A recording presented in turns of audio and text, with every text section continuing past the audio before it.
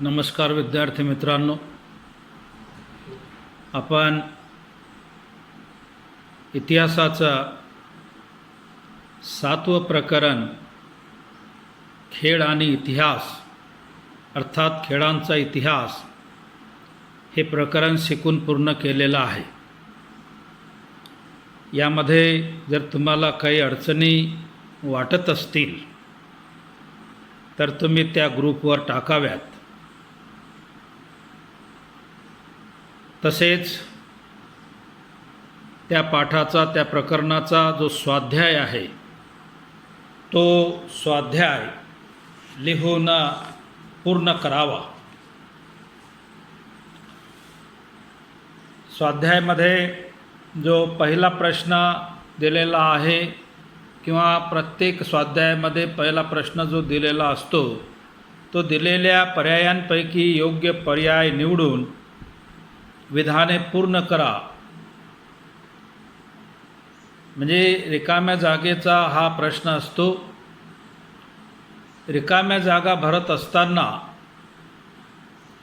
योग्य पर्याय म्हणजे correct choose the correct answer आणि ते जे बरोबर उत्तर आहे त्या उत्तराचा नुसतं क्रमांक किंवा उत्तर लिहून ठेवायचं नाही, तर ते विधान पूर्ण लिहायचं आणि रिकाम्या जागेत जो दिलेल्या पर्यायांपैकी बरोबर पर्याय आहे तो लिहायचा आणि त्याला थोडं अधोरेखित करायचं, अंडरलाईन करायचे। उदाहरणार्थ या ठिकाणी ऑलिम्पिक स्पर्धांची परंपरा येथे सुरू झाली। 4 पर्याय दिलेले आहेत। ग्रीस आहे, रोम आहे, भारत आहे, चीन आहे। तर यापैकी बरोबर उत्तर कोणतं आहे? तुम्हाला कोणता पर्याय बरोबर वाटतो? तर या ठिकाणी ग्रीस हा पर्याय बरोबर आहे। ग्रीसला ग्रीकही म्हणतात। युरोप खंडातील हा एक प्राचीन सुसंस्कृत देश मानला जातो। महाराष्ट्रात तयार होणाऱ्या लाकडी बाहुलीला रिकामी जागा म्हणत। ठकी, कालीचंडिका, गंगावती, चंपावती, तर ठकी म्हणत। हे त्याचं उत्तर आहे। दुसरा, पुढीलपैकी चुकीची जोडी दुरुस्त करून पुन्हा लिहा। आता नवीन याच्यामध्ये दुरुस्त करून पुन्हा लिहिता जर येत नसेल तरी पूर्ण गुण मिळतात। जर तुम्ही जोडी ओळखली चुकीची की ही जोडी चुकीची आहे, एवढं जरी तुम्ही लिहून ठेवलं त्या 4 मधून ती जोडी बाहेर काढायची आणि उत्तरामध्ये ती चुकीची जोडी लिहून ठेवायची आणि लिहायचं ही जोडी चुकीची आहे। उदाहरणार्थ या ठिकाणी दिलेला आहे मलखांब शारीरिक कसरतीचे खेळ, अगदी बरोबर। वॉटर पोलो पाण्यातील खेळ, स्केटिंग साहसी खेळ, बुद्धिबळ मैदानी खेळ, ही जोडी चुकीची आहे। बुद्धिबळ हा मैदानी खेळ नाही, हा बैठे खेळामध्ये येतो, बसून खेळण्याच्या खेळामध्ये येतो। त्यानंतर टिपा लिहा। त्यानंतर पुढील विधाने सकारण स्पष्ट करा। चौथा प्रश्न, पुढील प्रश्नांची उत्तरे 35 ते 30 शब्दात लिहा। 5वा प्रश्न, पुढील प्रश्नांची सविस्तर उत्तरे लिहा। म्हणजे 5वा प्रश्न जो असतो तो दीर्घोत्तरी असतो आणि म्हणून दीर्घ उत्तर लिहिणं त्या ठिकाणी अपेक्षित असते। 5वा प्रश्न आणि 6व्या प्रश्नापासून तर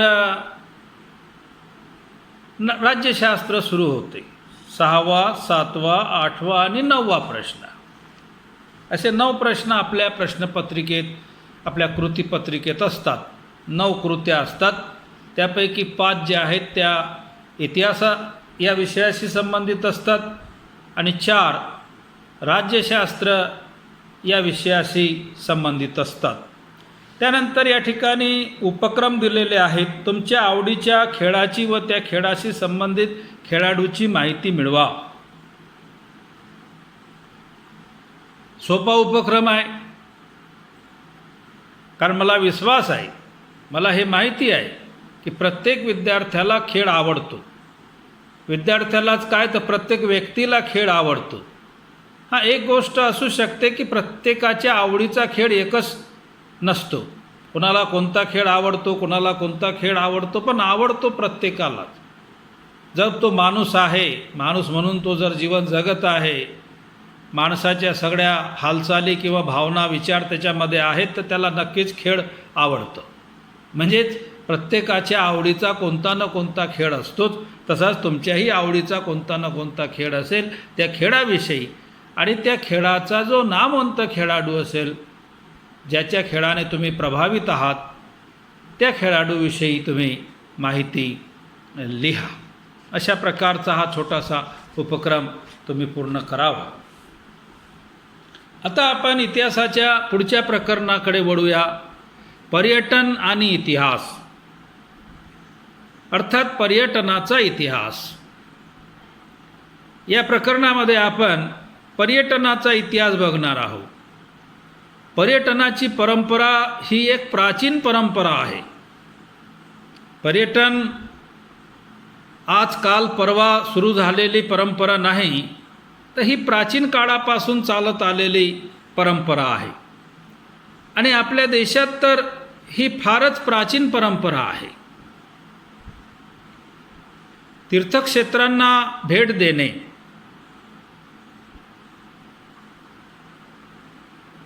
भेटी देण्यासाठी पूर्वीचे लोक हे थोडे धार्मिक वृत्तीचे असल्यामुळे म्हणा, किंवा धर्मगुरूंनी किंवा धर्म सांगणाऱ्यांनी लोकांना धार्मिक क्षेत्राशी जोडण्यासाठी म्हणा,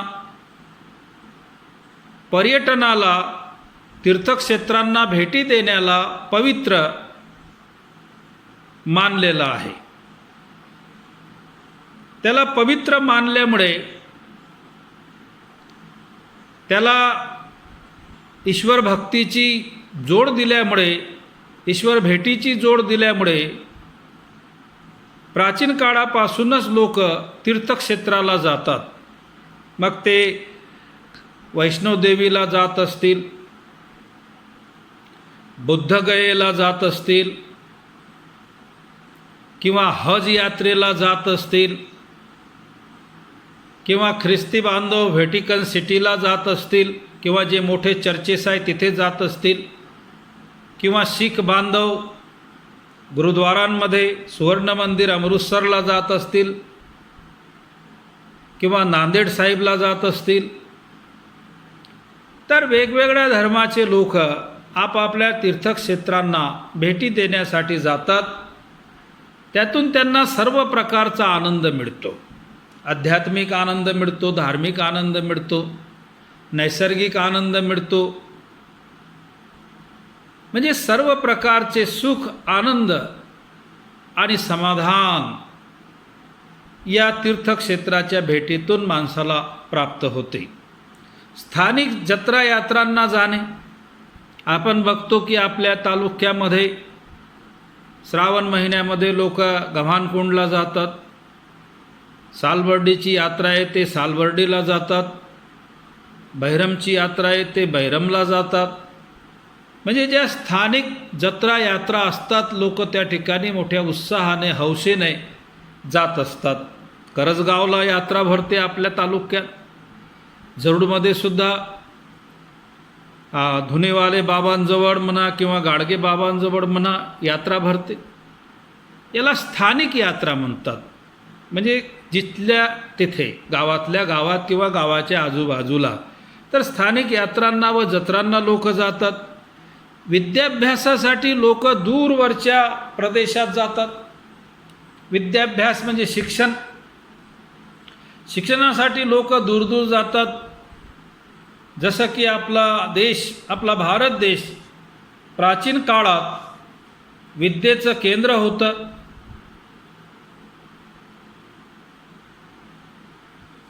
सम्राट अशोकांच्या काळामध्ये, चंद्रगुप्त मौर्यांच्या काळामध्ये तक्षशिला, नालंदा ही मोठी विद्यापीठं भारतात होती आणि परदेशातून हजारो विद्यार्थी शिक्षण घेण्यासाठी, ज्ञान प्राप्त करण्यासाठी, विद्याग्रहण करण्यासाठी भारतामध्ये येत होते. विद्याभ्यास करण्यासाठी, शिक्षण घेण्यासाठी आता अलीकडे सुद्धा आपण पाहतो की आपल्या गावातले, आपल्या परिसरातले मुलं दिल्ली, मुंबई, पुणे, नागपूर, अमरावती वेगवेगळ्या शहरामध्ये जातात आणि आपलं शिक्षण घेतात. त्यानंतर व्यापारासाठी जाणे, बरेच लोक व्यापारासाठी बाहेर जातात किंवा बाहेरून लोक आपल्या इथे व्यापारासाठी येतात. या निमित्तानं पूर्वी पर्यटन घडून येत असे. म्हणजे पूर्वीच्या काळातलं जे पर्यटन होतं ते या कारणासाठी प्रामुख्याने पर्यटन केल्या जात होतं. सारांश रूपाने जर आपल्याला पर्यटनाविषयी सांगायचं झालं तर मानवाला खूप पूर्वीपासून फिरण्याची आवड आहे. माणसाला एका ठिकाणी जास्त वेळ करमत नाही. तो सतत भ्रमंती करतो, फिरतो. काही लोक गरजेसाठी फिरतात, त्यांची ती निकड असते, त्यांची ती गरज असते. काही लोक आनंदासाठी पण फिरतात आणि काही लोक फार लांब न जाता जवळच्या जवळच सुद्धा फिरतात. एकंदरीत फिरणे ही माणसाची आवड आहे पूर्वीपासूनच. खूप पूर्वीपासून मानवाला ही आवड आहे आणि माणूस या आवडीची जोपासना करत आलेला आहे. विद्यार्थी मित्रांनो, बऱ्याच दिवसापासून मी तुमच्याशी व्यायाम आणि खेळ, स्पोर्ट्स अँड एक्झरसाइज या विषयावर बोललो नाही. परंतु मला तुमच्यावर विश्वास आहे की शाळेच्या किंवा इतर सार्वजनिक मैदानावर जरी तुम्हाला खेळता येत नसेल या काळात, काही हरकत नाही. जाऊ नका गर्दीच्या ठिकाणी, परंतु घरी व्यायाम करा, योगा करा, आसने करा, योगिक क्रिया करा.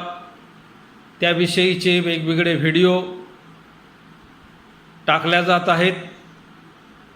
अर्थात कोणताही व्यायाम किंवा कोणतेही आसनं किंवा योगिक क्रिया या तज्ज्ञ मार्गदर्शकाच्या देखरेखीखालीच कराव्या. जे काही व्हिडिओ तुम्हाला येतात त्याचं सूक्ष्म निरीक्षण करा आणि जेवढं त्यामधलं समजलं असेल तेवढंच करण्याचा प्रयत्न करा.